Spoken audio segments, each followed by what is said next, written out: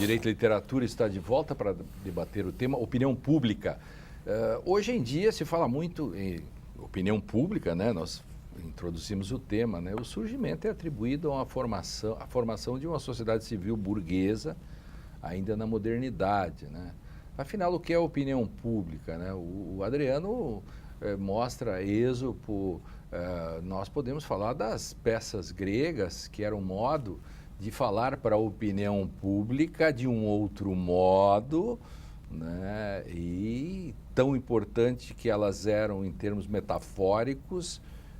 Pegamos Freud, que Sim. acaba pegue a história do Édipo e leia ela literalmente e tal, você vai dizer, sim, aí o cara, que história é essa? Pô, né? Como é que o cara fez isso com a mãe, o pai, etc. Bom, mas isso tanto Sim. é que a metáfora aparece depois, né? É interessante eu vou me repetir de novo aqui a história do Esopo. Por quê? Porque ele contou isso, essas histórias foram contadas muitíssimas vezes. Então, a gente vê que para ter opinião pública, para se criar uma opinião pública, que, aliás, me parece absolutamente essencial em qualquer sociedade, você precisa ter alguma coisa que torna hegemônica a informação, uma informação de base, de fundo, para que as pessoas possam divergir mais na superfície, mas ela tem que ter essa informação de base. Então é preciso repetir. E aqui a repetição era uma repetição oral, tinha que se ensinar e repetir, contar essa história. E muitos de nós ouvimos essas histórias, Sim. eu ouvia essas histórias, então eu não lia essas histórias, depois é que eu fui ler as histórias, mas se ouvia as histórias. Então a tradição oral, nós estamos me remetendo então ao período, ela era muito importante e muitas vezes ela era animada por plasticidade.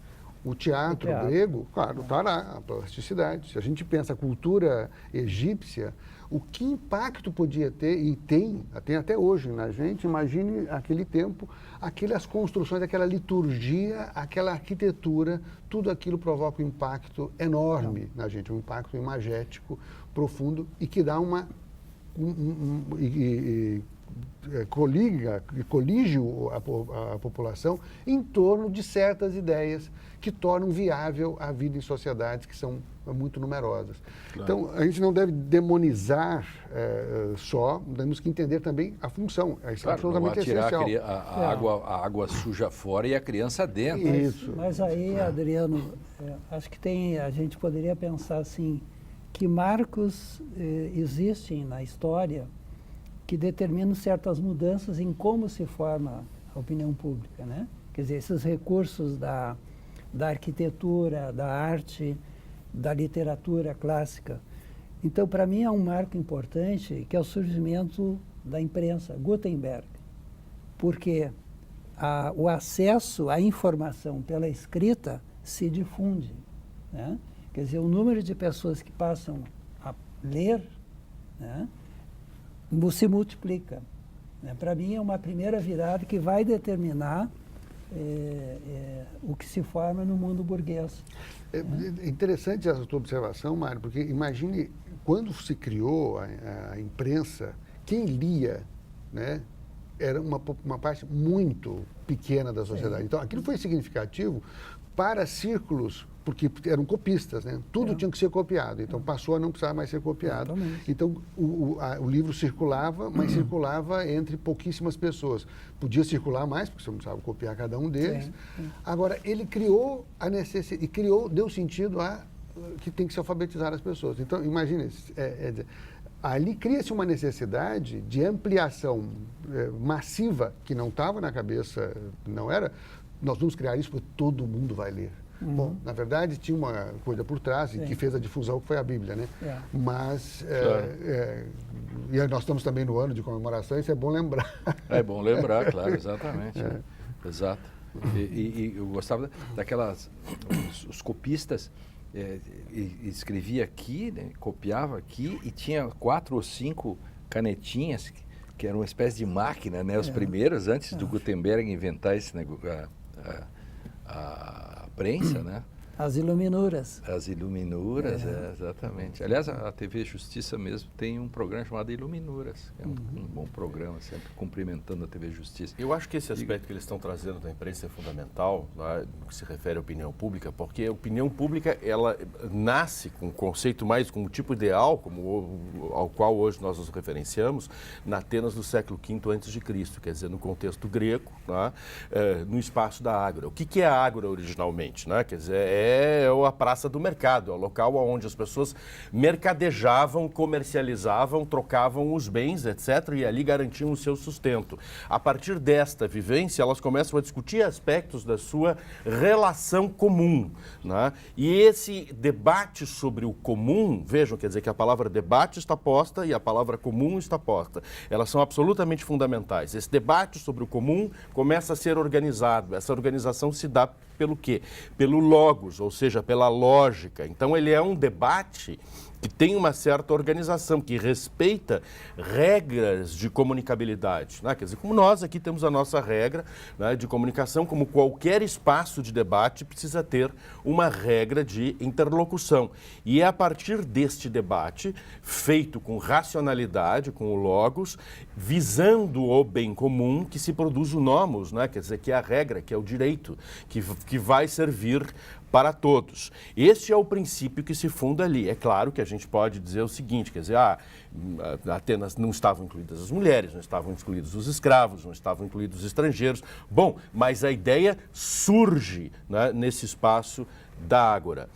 É interessante que no século XVIII, quando se começa a falar no âmbito do iluminismo, eu creio que Rousseau tenha sido o pai da criança, né? Quer dizer, se começa a falar no iluminismo em opinião pública, a opinião pública era uma espécie de contra-elite, né? Quer dizer, era um grupo pequeno de pessoas altamente cultas e ilustradas que discutiam assuntos relacionados à noção de liberdade e do comum, né, se opondo a uma elite que era uma elite centralizadora, autoritária e que se manifestava baseada no direito divino. Ou seja, eu estou me referindo à monarquia, né, absolutista e à aristocracia que conformavam o antigo regime.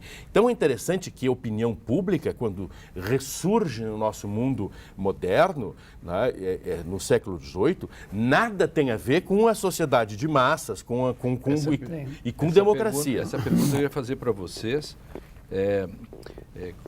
Nesses tempos de pós-verdade, como relatos substituem fatos, perigo, portanto... Parece que a ideia de que não há mais fatos, só há interpretações de fatos, venceu.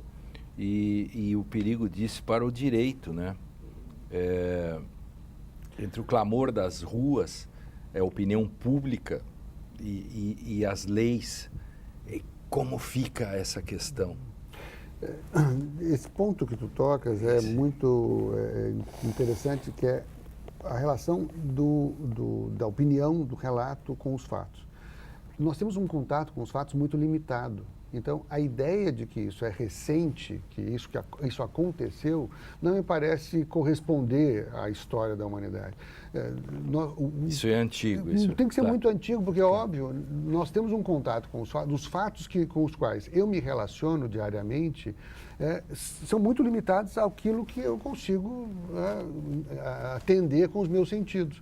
Mas, então, e o direito, por excelência, não opera sobre os fatos no sentido de que aquele que está julgando não presenciou os fatos. Né? Sim, até porque se ele presencia, ele não poderia julgar. Exatamente. Esse então, é o paradoxo. É óbvio que ele tem que operar na dimensão do relato do que aconteceu. E esse relato do que aconteceu é a base do que é a nossa convivência, que felizmente depende disso. Nós ampliamos muito as nossas capacidades, podendo comunicar aos outros aquilo que eu vivi que você não viveu. Isso. Então, nós temos que tirar um pouco também a mítica dos fatos, porque os fatos são importantes, mas nós somos o que somos porque a gente tem um relato dos fatos. E fatos, não existem fatos em si. Se fosse isso, nós seríamos deuses. E que, bom, aí, se a realidade fosse como ela é mesmo. Sim, nós não temos esse acesso, é um acesso sem nenhuma mediação. O acesso sempre se dá pela linguagem, né? Claro.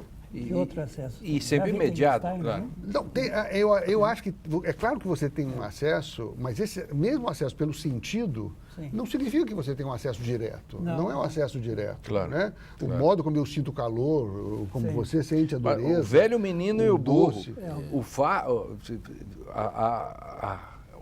A representação disso na opinião das pessoas, Sim, evada por valores, né? totalmente. Sim, olhava a mesma configuração, tinha para um e para o outro É. um valor completamente diferente. Eu acho que, de certo modo, né, essa questão da pós-verdade é uma questão pré. Ela sempre existiu. Né? Quer dizer, o Mário mencionou... Ela não é uma invenção agora. Não é uma invenção agora. Né? O Mário mencionou o surgimento da imprensa. Né? O Adriano comentou a coisa da cultura oral. Veja, quer dizer, a oralidade associada à poesia, né, é uma coisa muito próxima de nós gaúchos, porque ela é o que foi o Antônio Chimango, que era repetido de instância em instância, uma obra que foi composta por um senador da República e um médico, um homem altamente ilustrado, mas que, no entanto, quer dizer, ela impregnou na alma, no corpo, quer dizer, de todos os peões de instância do Rio Grande do Sul, e foi repetida por décadas e décadas e décadas. Essa coisa da oralidade, dos poemetos satíricos, né, era a forma com que se tinha uma estratégia derrisória, né, quer dizer, nas ruas contra o antigo regime na França. Né, eram essas historinhas, esses poemetas, etc., e isso era uma história oral. Há inquéritos no Arquivo Nacional da França, da polícia perseguindo o rastro de historinhas que tinham começado e estavam sendo contadas. Assim, quem foi o cara que inventou? Hoje a gente diz, quem é que inventou essa piada que é tão engraçada? Mas vinha disso. Então, quer dizer, esses blogs que nós temos contemporâneos, tá, e essa pós-verdade, isso era muito típico da França, do antigo regime.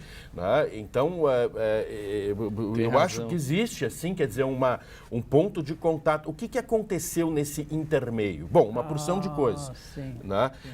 Isso que é interessante examinar. Aconteceu uma porção de coisas. Uma delas, né, que eu acho que é fundamental, e esse é o nosso referencial quando a gente fala em pós-verdade, né, é o surgimento de uma imprensa independente, uma indústria de imprensa.